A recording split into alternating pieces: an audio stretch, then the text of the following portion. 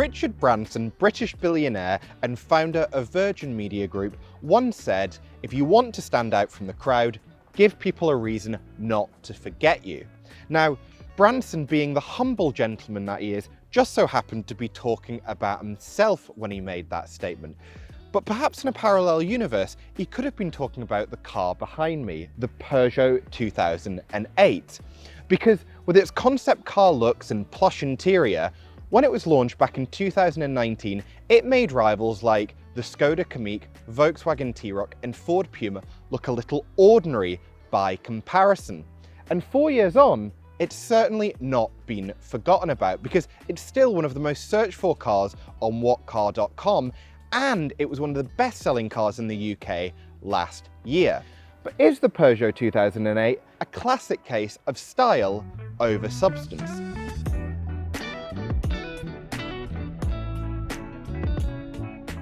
Now, to keep the 2008 looking fresh and standing out from the pack, it received a minor facelift in early 2023, with the most noticeable change to the front end of the car being this new grille design borrowed from the 408. You'll also notice that the traditional lion logo has gone, replaced with Peugeot's new shield. Now, if you go for the 2008 in entry-level active trim, this grille comes in a gloss black finish, but if you step up to Allure or GT, you get it in this nice looking body coloured finish. The bumper also has a more aggressive design than before, and it now incorporates Peugeot's 3-claw light signature.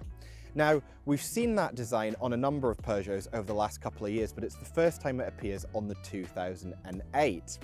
And as well as that, on the two bottom level cars, you now get Eco LED headlights, and the top GT model gets full LED headlights. Design of the rear lights has also changed. If you look closely, you'll see it's now got these new horizontal LED light bars, and these artificially broaden the look of the rear of the car. You'll also notice that the lion badge has been deleted from the rear bumper, but instead of being replaced by the new Peugeot shield like you'll see on the front, you now get this Peugeot script that sits on the leading edge of the boot. The other thing that is new are the alloy wheels. Well, I say alloys. On entry-level active, you only get steel wheels with a plastic cover. But if you go for Allure or GT, you get proper alloy wheels with a new design. The inside of the 2008 also got a mild facelift when the car was updated in early 2023, with the biggest difference being a new infotainment system. On earlier cars, top spec models benefited from a 10-inch touchscreen infotainment system, and lesser models had to make do with a smaller screen, but that's changed. All 2008s now get a 10-inch touchscreen. So if you go for an entry-level active model, you only get a standard definition screen and you can't customize the homepage. But if you step up to Allure or GT trim, you get a high definition touchscreen and a customizable homepage layout. Now, we haven't sampled the standard definition screen, but this high definition screen that we've got on test here today has very sharp graphics and is very quick to respond to inputs. And while the native layout of the infotainment system isn't the most natural or intuitive, you do learn your way around it fairly quickly. Now, the driver's display. On entry-level active models, you get quite an old school layout. You get physical dials for your speedometer and your rev counter, and those both flank a smaller digital screen. And it all looks a bit noughties and a bit dated. However, if you step up to Allure or GT, you get this nice 10-inch digital dashboard. And while it's not quite as customizable as Audi's brilliant virtual cockpit, you can change things like the color of the dials and the order in which you see important information. GT trim also introduces a 3D effect to the dials, and I have to admit, I'm not a massive fan, and the reason is it works with some layouts and not with others. I get this sort of double vision effect and it gives me a bit of a headache, so I have to admit, most of the time I end up going through the menus and turning it off. In terms of interior design, the 2008 actually holds its own against premium rivals like the Audi Q2 and Volkswagen T-Roc.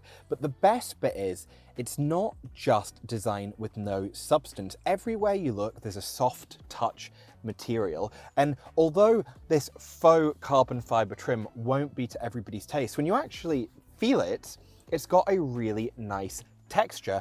You actually have to look further down in the interior to find harder feeling plastics. I particularly like these Alcantara seats that come with contrast stitching. Now, these are a £500 option on GT models, and they also introduce seat heating and a massage function for the driver.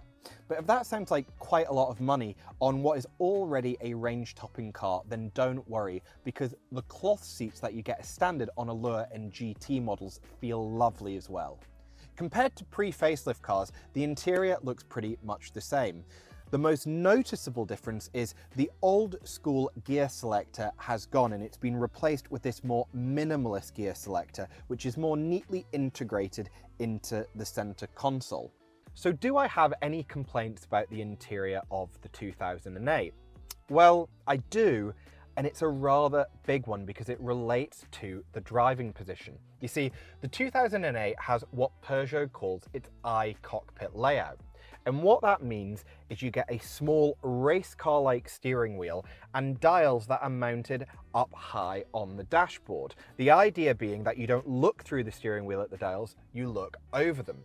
Now, for many of my taller colleagues, this setup works perfectly, but I'm quite short, or certainly short in the torso. And what that means is, for me to see the dials clearly, I need to have the steering wheel either really low, or I need to be sat very high.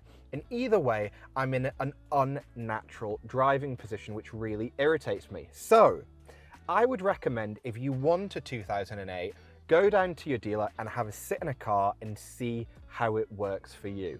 Getting in and out of the 2008 isn't the easiest because it's got quite narrow door apertures. But once you're inside, you'll find that there is actually quite a bit of room back here. I'm 5'9" and I'm sat behind my driving position. And as you'll see, I have just enough legroom and I have quite a lot of space to get my feet under the seat in front. And despite this press car coming with a £750 optional panoramic roof, I've also got a reasonable amount of headroom. However, if I was over 6 feet tall, I reckon I'd be far more comfortable in the much more spacious Skoda Kamiq. So if you have tall family members, it might be worth going to your showroom and having a sit in the back and seeing how you get on. The Kamiq also doesn't suffer from a big lump in the middle of the floor like this car does. And that's a shame because this middle seat is actually quite nice and wide, but that large hump in the floor does rob central passengers of footroom.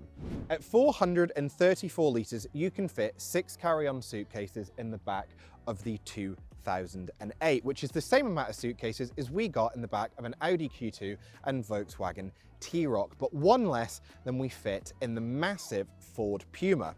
So it's not the biggest boot in the class, but it is fairly clever because it comes as standard with a handy height adjustable boot floor that not only gives you plenty of underfloor storage, but when it's in its highest position, it also ensures you have no load lip. I also like these handy tabs that allow you to go hands-free when loading heavy items into the underfloor storage area. It's a very clever feature. The engine lineup for the 2008 couldn't be more simple. There's just 2 petrol engines available. The entry-level engine is a 99 brake horsepower 1.2 turbo badged PureTech 100. And while that doesn't sound like a lot of power, trust us when we say it's perfectly punchy enough. In fact, the only problem with that engine is it's only available on entry-level active models.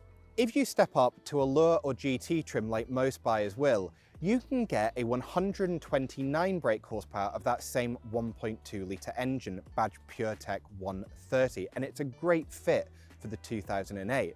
It offers plenty of flexible performance, meaning that when you put your foot down, it surges forward with real gusto. Peugeot claims that this will do 0 to 62 miles an hour in a very respectable 8.9 seconds. Both of those engines are available with a 6-speed manual gearbox, but if you step up to the PureTech 130, you also get the option of an 8-speed automatic. However, unless you really need an automatic gearbox, we would recommend you stick with the manual, and the reason for that is the auto is genuinely one of the worst gearboxes currently on sale. Now, that might seem a little bit harsh, but the reason is it's just incredibly jerky around town. And something that contributes to it is the stop-start system. You see, when you're coming to a stop, it will often cut the engine before you've come to a complete halt. And that's a problem because a lot of the time when you're driving around town, you're not coming to a full stop. You might be slowing down to let someone cross the road or let a car pull out. But then when you want to accelerate again, you have to put your foot down and wait for the engine to kick back in, which takes an age in this car. And because of that, it's just an incredibly jerky and not very smooth process when trying to drive around town. Now, you can get around it by turning off the stop-start system, but even then, the gearbox itself can tie itself in knots, not knowing if it should start in first or second gear. Combine that with quite a lumpy ride, especially on the 17-inch alloy wheels that come as standard on Allure and GT models, and this isn't the most relaxing urban companion. The good news is, though, that with a bit of speed, things do improve. On a smooth country road or on the motorway, the soft suspension is actually quite comfortable, and there's not a lot of road or wind noise. Even that 1.2-litre engine is pretty hushed at a cruise. But just don't expect the 2008 to thrill you in the bends. That soft suspension means you do get quite a lot of lean when changing directions, and you get quite a lot of pitch under braking. Ultimately, the sharper and firmer Ford Puma is a much more entertaining car to drive quickly, and it can also take quite a while in the 2008 to dial into its steering, and that's because you've got this small steering wheel, so small inputs have quite a big effect on the change of your direction, and that would be fine in a low torque sports car, but this is a tall, softly suspended SUV, so you do have to be quite smooth to make sure you're not being jerky on a country road. As part of the 2008's mild facelift in early 2023, Peugeot took the opportunity to simplify the range of trims on offer. So you only have 3 options to choose from: entry-level Active, mid-spec Allure, and top-spec GT, like we've got here.